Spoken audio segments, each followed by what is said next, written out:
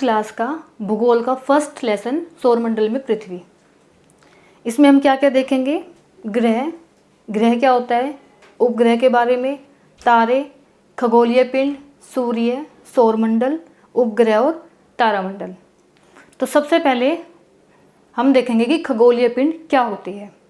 सूर्य, तारे, चंद्रमा व वे वस्तुएं जो रात के समय आसमान में चमकती है खगोलीय पिंड कहलाती है। देखो कई बार जब हम रात में देखते हैं तो हमें छोटे छोटे सफ़ेद रंग की चमकती हुई चीज़ें दिखाई देती है, जैसे सूर्य, तारे, चंद्रमा। सूरज तो हमें दिन में निकलता है तो वो तो दिखाई नहीं देता, तारे दिखाई देते हैं बहुत सारे, चंद्रमा होता है। तो जो रात के समय हमें आसमान में सूर्य, तारे, जो चंद्रमा है, ये जो रात के समय हमें चमकती हुई चीज़ें दिखाई देती है, इसको हम कहते हैं खगोलीय पिंड। कुछ खगोलीय पिंड, अब ये जो खगोलीय पिंड है ये भी अलग अलग प्रकार के होते हैं। कुछ खगोलीय पिंड क्या होते हैं, बड़े आकार के होते हैं, उनका साइज़ काफ़ी बड़ा होता है, गर्म होते हैं और गैसों के बने होते हैं। देखिए जो आसमान में हमें रात को चमकती हुई चीज़ें दिखाई देती है, जैसे सूर्य, तारे, चंद्रमा, उनको हम बोलेंगे खगोलीय पिंड। कुछ खगोलीय पिंड बहुत बड़े होते हैं, आकार में बड़े होते हैं और बहुत गैस, और ये क्या होते हैं, गर्म होते हैं, बड़े भी होते हैं, गर्म भी होते हैं और गैसों के बने होते हैं। उसके अलावा कुछ खगोलीय पिंड ऐसे होते हैं जिनके पास अपनी ऊष्मा है, अपनी ऊष्मा से वो गर्म हो रहे हैं और अपने ही प्रकाश से वो प्रकाशित हो रहे हैं। तो कुछ खगोलीय पिंड के पास अपनी ऊष्मा होती है, अपना प्रकाश होता है और जिसे वे बहुत मात्रा में उत्सर्जित करते हैं। जबकि कुछ खगोलीय पिंड ऐसे होते हैं जिनके पास ना अपनी ऊष्मा होती है, ना अपना प्रकाश होता है, लेकिन वो चमकते कैसे हैं? फिर जो तारों की रोशनी होती है उससे वो चमकते हैं। तो इसमें हमने क्या देखा? सबसे पहले हमने पढ़ा इसमें खगोलीय पिंड क्या होता है। ये देखिए जो हमारी मेन पॉइंट है उसमें हमने खगोलीय पिंड के विषय में देखा कि जो खगोलीय पिंड होते हैं रात के समय जो हमें आसमान में चमकती हुई चीज़ें दिखाई देती है वो खगोलीय पिंड है। खगोलीय पिंड भी अलग अलग प्रकार के होते हैं, कुछ आकार में बहुत बड़े होते हैं, गर्म होते हैं और गैस के बने होते हैं। कुछ के पास अपनी ऊष्मा होती है, अपना प्रकाश होता है, जबकि कुछ खगोलीय पिंड ऐसे होते हैं जिसके पास अपनी ऊष्मा, अपना प्रकाश नहीं होता। अब उनके जब अपना खुद का प्रकाश नहीं होगा तो किससे चमकेंगे? तारों के जो प्रकाश है उससे वो चमकते हैं। तो ये खगोलीय पिंड हो गया। उसके बाद आता है हमारा तारे क्या होते हैं। देखिए आपने आसमान में देखा होगा छोटे छोटे सफ़ेद रंग की चीज़ें चमकती है आसमान में, बहुत सारी। कई बार बहुत ज़्यादा दिखती है हमें, कई बार बहुत कम होती है। कम कब होती है? जब वो बादलों में छिप जाती है या फिर बारिश का मौसम है। जब मौसम ठीक होता है तो हमें बहुत सारी दिखाई देती है, तो उसको वो क्या होता है? वो तारा होता है। अब तारों के बारे में क्या जानेंगे हम? ऐसे खगोलीय पिंड जिनके पास अपनी ऊष्मा व प्रकाश होता है। इसका मतलब क्या हुआ कि जो हमने खगोलीय पिंड के विषय में पढ़ा है, अब वो क्या है? खगोलीय पिंड जिन खगोलीय पिंड के पास अपनी ऊष्मा होती है, या अभी मैंने बताया था, और अपना प्रकाश होता है, वो क्या कहलाते हैं? तारे। अब सूरज क्या है? जो सूरज है वो भी एक तारा है, सूरज भी एक तारा है। अब आपके दिमाग में आएगा हमें वो बड़ा दिखाई देता है जबकि तारे में छोटे छोटे दिखाई देते हैं। उसका कारण क्या है? जो तारा है वो पृथ्वी से ज़्यादा दूर है, वो ज़्यादा दूर स्थित है, इस वजह से उसका साइज़ हमें कम दिखाई देता है, छोटा दिखाई देता है। जबकि जो सूर्य होता है वो तारे के मुकाबले कम दूरी पर स्थित है, थोड़ा पास है तारे से, तो हमें उसका आकार थोड़ा बड़ा दिखाई देता है। लेकिन सूर्य भी एक तारा ही होता है। तो तारे क्या है? तारे एक ऐसे खगोलीय पिंड ही होती है, लेकिन वो किस तरीके के खगोलीय पिंड है? जिनके पास अपनी ऊष्मा और अपना प्रकाश होता है, उसको हम कहते हैं तारा। और जो सूर्य है वो भी एक तारा ही है।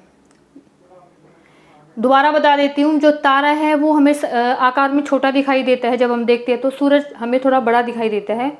उसका मेन कारण क्या है? जो तारा होता है वो पृथ्वी से ज़्यादा दूर स्थित है, इस वजह से उसका साइज़ छोटा दिखाई देता है। जो सूरज होता है वो कम दूरी पर स्थित है, हमें बड़ा दिखाई देता है वो।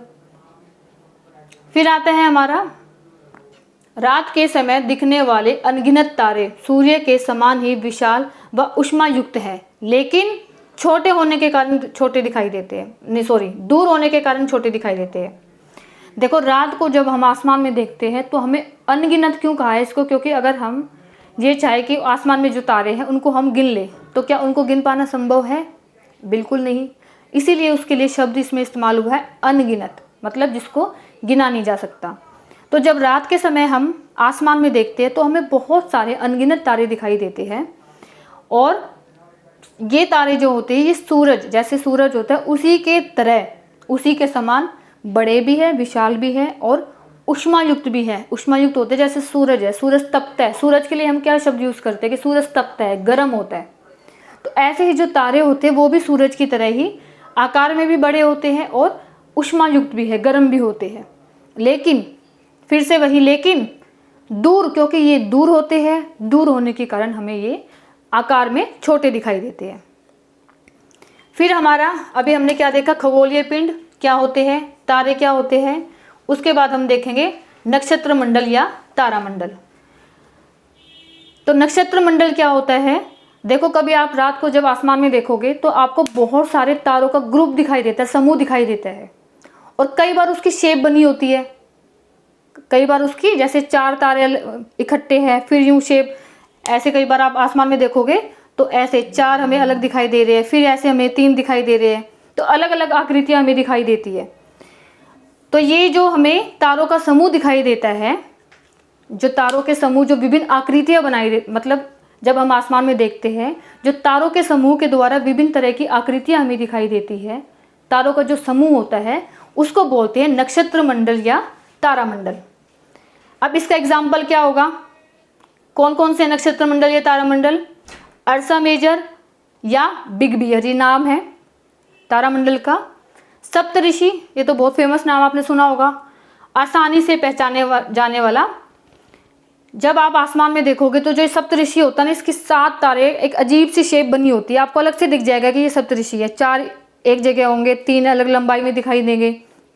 तो ये जो सप्तऋषि है ये भी कैसा तारा है, नक्षत्र मंडल या तारामंडल इसको बोलते हैं। फिर इसमें आया है हमारा ध्रुव तारा। ध्रुव तारा क्या होता है, ये इसकी जो दिशा होती है वो हमेशा एक ही होती है। ऐसे नहीं है कि आज ये उत्तर दिशा में दिखाई दे रहा है तो कल हमें दक्षिण दिशा में दिखाई देगा। जो ध्रुव तारा होता है ये उत्तर दिशा को बताता है। इसलिए पहले ज़माने के लोग, आजकल तो लोग ज़्यादा पढ़े लिखे हैं तो अपने आप समय का अंदाज़ा लगा लेते हैं। ऊपर से हमारे पास सबके पास घड़ियाँ होती है समय देखने के लिए। जो पहले के समय में लोग पढ़े लिखे भी नहीं होते थे तो वो क्या करते थे, लेकिन उनको समय जो टाइम है उसको वो अंदाजे से बता देते थे कि अब 3 बजे हुए हैं, अब 6 बजे हुए हैं, अब सुबह के इतने बज गए। तो वो क्या था, वो ये ध्रुव जो तारा है इसी के माध्यम से वो समय का अंदाज़ा लगाते थे। तो ये जो लेसन है इसमें हमने क्या क्या देखा, हमने देखा खगोलीय पिंड क्या होते हैं, सूर्य, तारे, चंद्रमा, जो भी हमें रात को आसमान में चमकती हुई चीज़ें दिखाई देती है वो सब क्या है, खगोलीय पिंड है। लेकिन खगोलीय पिंड भी अलग अलग तरह के हैं। कुछ बड़े साइज़ के होते हैं, बड़े आकार के होते हैं, गर्म भी होते हैं, गैसों के बने होते हैं। कुछ के पास अपनी ऊष्मा होती है, अपना प्रकाश होता है, कुछ के पास नहीं होती। कुछ खगोलीय पिंड ऐसे होते हैं जिनके पास अपनी ऊष्मा है और अपना प्रकाश है, लेकिन कुछ ऐसे भी होते हैं जिनके पास अपनी ऊष्मा और प्रकाश नहीं है। तो वो कैसे चमकेंगे, चमकने के लिए तो उनको प्रकाश की ज़रूरत होती है, वो चमकते हैं तारों के प्रकाश से। फिर अब ये तारे क्या होते हैं, ये भी एक तरीके के खगोलीय पिंड ही होते हैं। अब इनके पास क्या होता है, इनके पास अपनी ऊष्मा और अपना प्रकाश होता है, इसलिए आप देखना तारे हमेशा टिमटिमाते चमकते हुए दिखाई देते हैं। क्यों?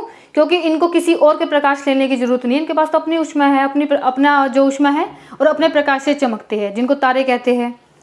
और जो सूरज है, सूर्य जो है वो भी एक तारा ही है। उसके बाद रात के समय जब हमें बहुत सारे तारे दिखाई देते हैं आसमान में तो उसको हम क्या बोलेंगे, नक्षत्र मंडल या तारामंडल। नहीं सॉरी, नक्षत्र मंडल नहीं, तारामंडल बोलेंगे। रात के समय हमें जो बहुत सारे तारे दिखाई देते हैं, अनगिनत तारे जिनको गिना नहीं जा सकता, और जो सूर्य के समान ही विशाल, साइज भी उनका बड़ा है और गर्म भी है, लेकिन हमें वो छोटे इसलिए दिखाई देते हैं क्योंकि वो पृथ्वी से ज़्यादा दूरी पर स्थित है। सूरज पृथ्वी से कम दूरी पर स्थित है। यही वजह है कि तारे हमें आकार में बहुत छोटे दिखते हैं और सूरज हमें आकार में बड़ा दिखता है दूरी की वजह से। इसको बोलते हैं हम तारामंडल। फिर आता है हमारा नक्षत्र मंडल। क्या होता है, जब तारे आसमान में एक शेप बनाते हैं, अलग अलग तरह की आकृतियां बनाते हैं, उसको नक्षत्र मंडल कहते हैं। और जो नक्षत्र मंडल है उसका एग्जाम्पल क्या आएगा, अर्जा मेजर और जो बिग बियर ये नाम है।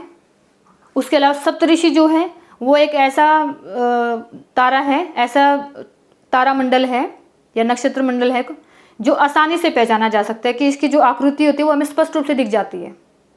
उसके बाद जो ध्रुव तारा है वो किस काम आता है, वो उत्तर दिशा में स्थित होते हैं, उत्तर दिशा बताने के काम आता है। और अभी मैंने आपको बताया प्राचीन टाइम में जब लोग ज़्यादा पढ़े लिखे नहीं थे तो वो समय का अंदाज़ा इसी की वजह से, ये जो ध्रुव तारा है इसी के द्वारा वो समय का अंदाज़ा लगाते थे। तो ये जो आपका फर्स्ट लेसन है इसका एक फर्स्ट पार्ट यहाँ कंप्लीट होता है। इसकी जो वीडियो आपको डिस्क्रिप्शन बॉक्स में मिल जाएगी, वहाँ से आप डाउनलोड कर सकते हैं। चैनल को सब्सक्राइब कीजिए जिससे कि आगे जो भी वीडियो अपलोड करूँ उसका नोटिफिकेशन आप तक आ जाए।